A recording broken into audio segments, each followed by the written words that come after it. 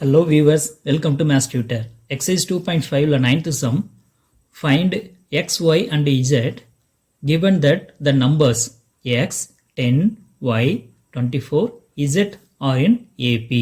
இங்க வந்து பார்த்தீங்கன்னா ஒரு 5 டேர்ம்ஸ் கொடுத்துருக்காங்க. இந்த 5 டேர்ம்ஸும் ஏபியில் இருக்குன்னு சொல்லியிருக்காங்க. அதில் XYZன்ற வேல்யூ இருக்குது.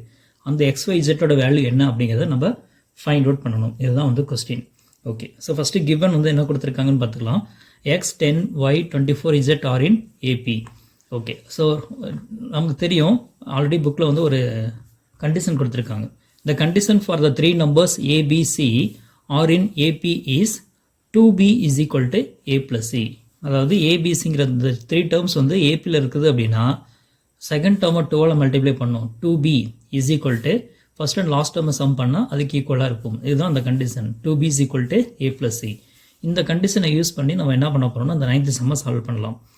இதுக்கு முன்னாடி ப்ரீவியஸ் சம் பார்த்துருக்கோம் 8th சம். அதுவும் இந்த கண்டிஷனை யூஸ் பண்ணி நம்ம சால்வ் பண்ண முடியும்.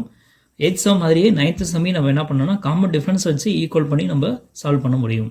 எந்த வகையில் வேணாலும் பண்ண முடியும். இது ஈஸி மெத்தட் அப்படின்றதுனால நான் இதில் வந்து உங்களுக்கு நான் சால்வ் பண்ணி காமிக்கிறேன். சரி, இப்போ ஏபிசி இங்கே 3 டேர்ம்ஸ் வச்சு தான் இங்கே சொல்லியிருக்காங்க இந்த கண்டிஷன். அப்போ இதில் வந்து ஒரு 5 டேர்ம்ஸ் இருக்குது. அப்போ இது எப்படி நம்ம எடுத்துக்க போகிறோம் அப்படின்னா ஃபஸ்ட்டு இந்த 3 டேர்ம்ஸ் எடுத்துக்கலாம். X 10y x 10 y are in AP.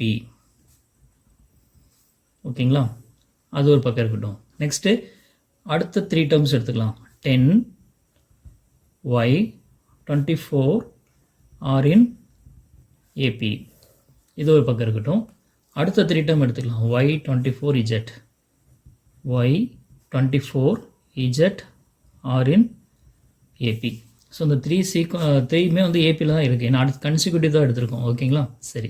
இப்போ ஏபிசி ஆர் இன் ஏபினா 2b is equal to a plus c. அதாவது மிடில் டேர்ம் 2ஆல் மல்டிப்ளை பண்ணோம் அப்படின்னா ஃபர்ஸ்ட் அண்ட் லாஸ்ட் டேர்மோடைய சம்க்கு ஈக்குவலாக இருக்கும் அப்படிங்கிறது அந்த கான்செப்ட். இந்த கான்செப்டை இதுக்கு 3க்கு அப்ளை பண்ணலாம். இப்போ என்ன கிடைக்கும்? 2bக்கு 2 into 10 is equal to sum of first and last term x plus y. So 2 10s are 20. இப்போ 20 is equal to x plus y கிடைக்குமா? 20 is equal to x plus y. அப்படியே இன்டர்சேஞ்ச் பண்ணிட்டோம் அப்படின்னா x plus y is equal to 20. Mark this as equation number 1.